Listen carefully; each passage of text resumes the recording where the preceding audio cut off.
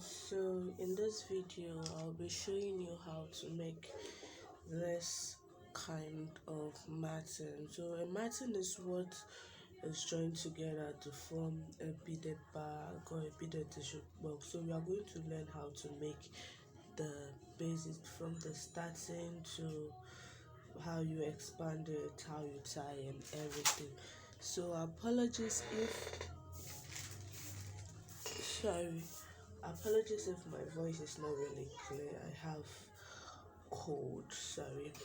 So we are going to start. I'm using a 0.80 mm of fishing line, and I'm using some big sugar bits. Okay, so I'll just cut a reasonable length for my matting. You don't want to cut it too long or too short. And also the reason why I have plaster around my hand is because the fishing line gets to hurt your joint part. So in order to avoid that, easily get yourself your arm or your fingers wrapped with plasters. So some people use gloves to that. So this is where you want to start. You have two tips for the fishing line. So first, you pick 3 of the sugar bits, and the fourth one you want to cross with it. So you let this one go like this and let the second one go like this, so you have something like this, like an X form. So you pull it down and you get your first 4. So now, to know if you're on the right part, you make sure everything or every hole is having 4 holes. So let me take the second part. So the first part is 4. Now the second part, you would pick 1 on each side, and on the third bead you use it to make a crisscross. So I'm actually holding these 2 tips together to make sure that they are even.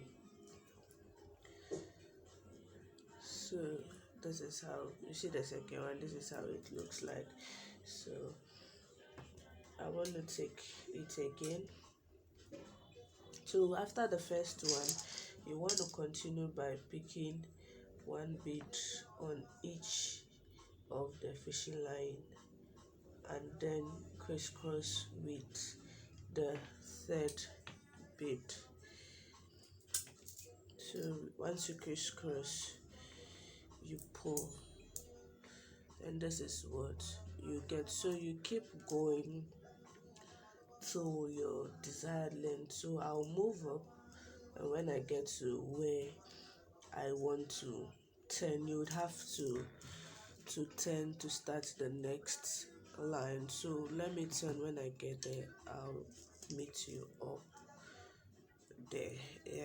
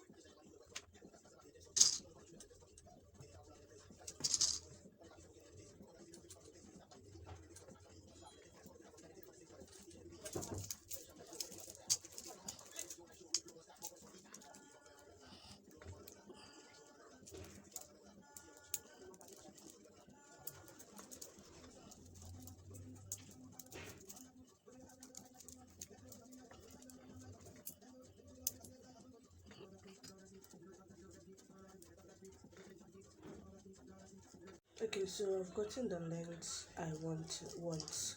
So I want to turn and start a new line, which is the second one. So you can choose to go anywhere, either left or right. So you just pick 1 fishing line, put your two beads inside on the same one fishing line. You take the third bead, put on the same fishing line, and then you crisscross with the second thread, which is empty. So you get something like this. So now you will see your fishing line is now facing the side. So to continue, you still use one same fishing line. Now you are using the one on your left. Okay, so you pick your 3 on the one on your left, crisscross with the third one,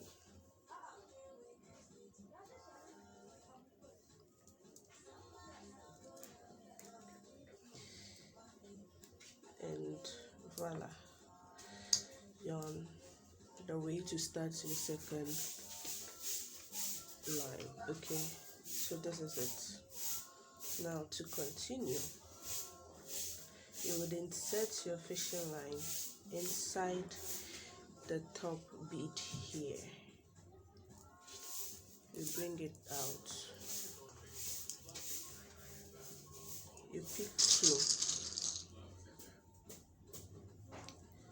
and crisscross with the second one.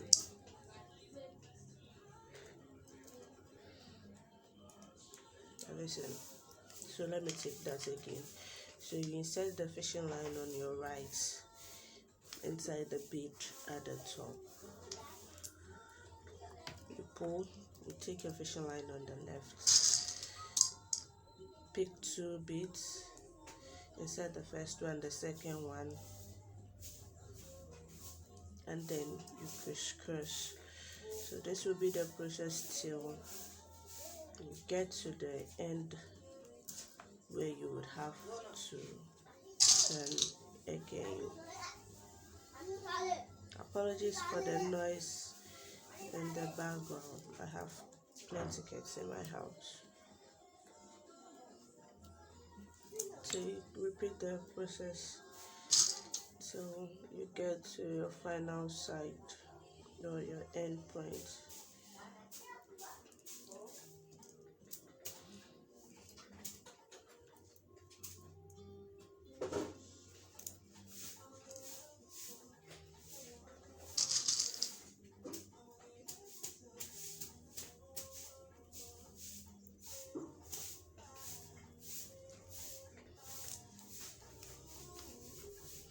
So if you could see the reason why I have plasters around my hands, you see those 4 fingers are doing most of the pulling for the fishing line.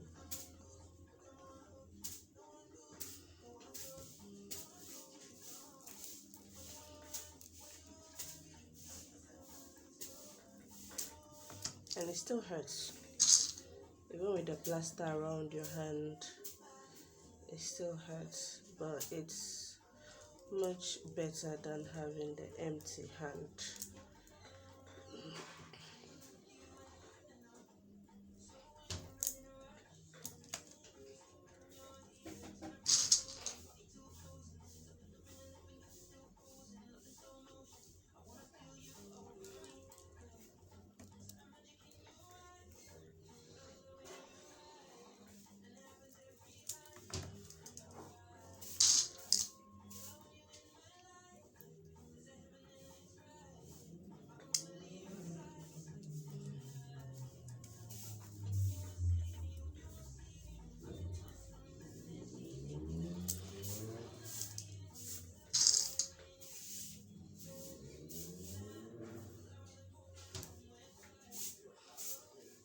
Okay, so we are the last part now. So the fishing line you inserted in the bead, when you bring it out, you are using that same fishing line to pick 2. You crisscross and voila.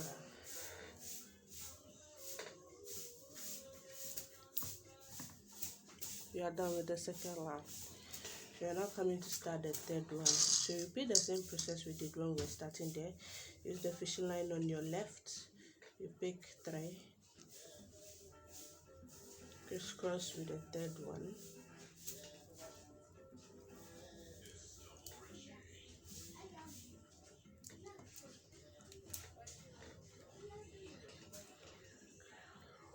and start inserting.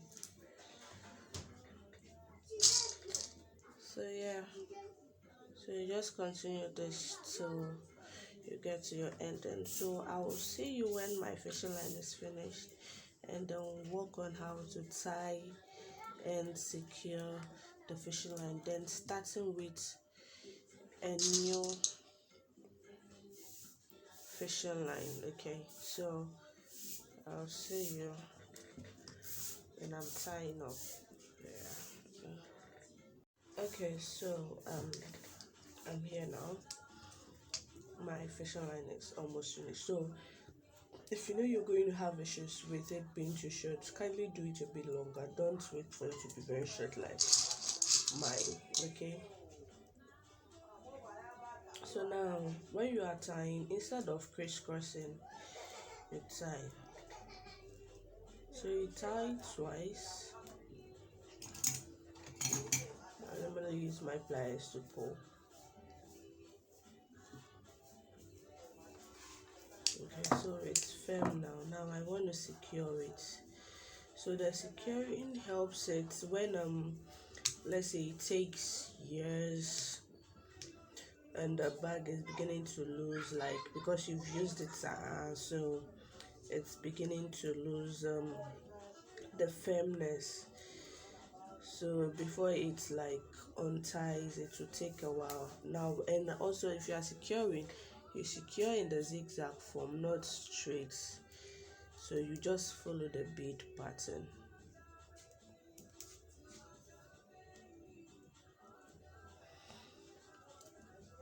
And listen.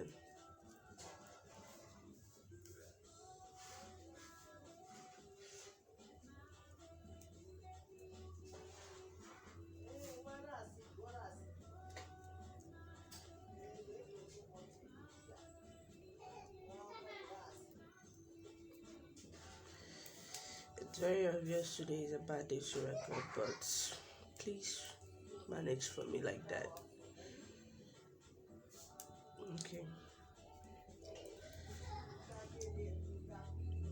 Yeah, so I'm trying to look for my cutter, but I can't find it. So just cut it out.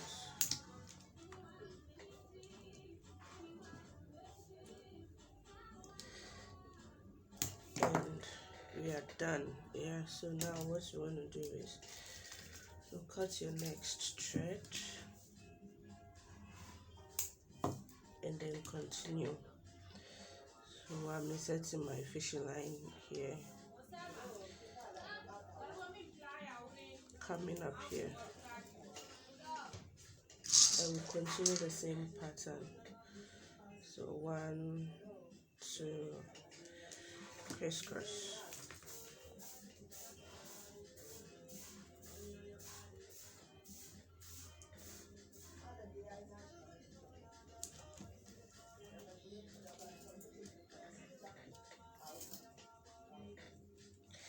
Okay, so here you are.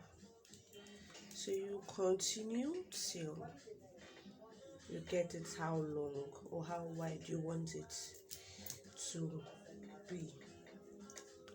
So I'll keep moving till I get to my final destination, and I would just show you the finishing, how it will look like.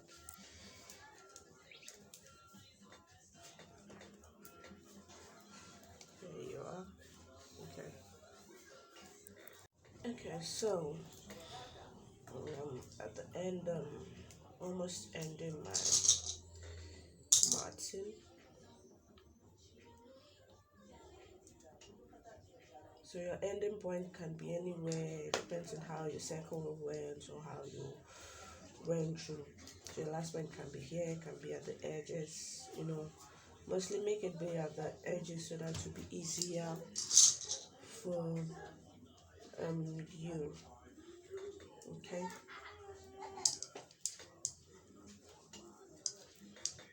Okay, so securing time.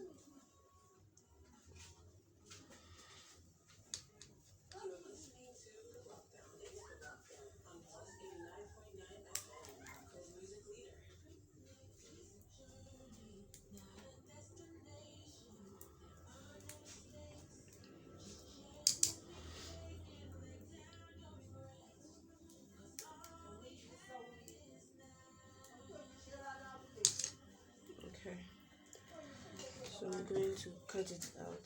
Snip, snip.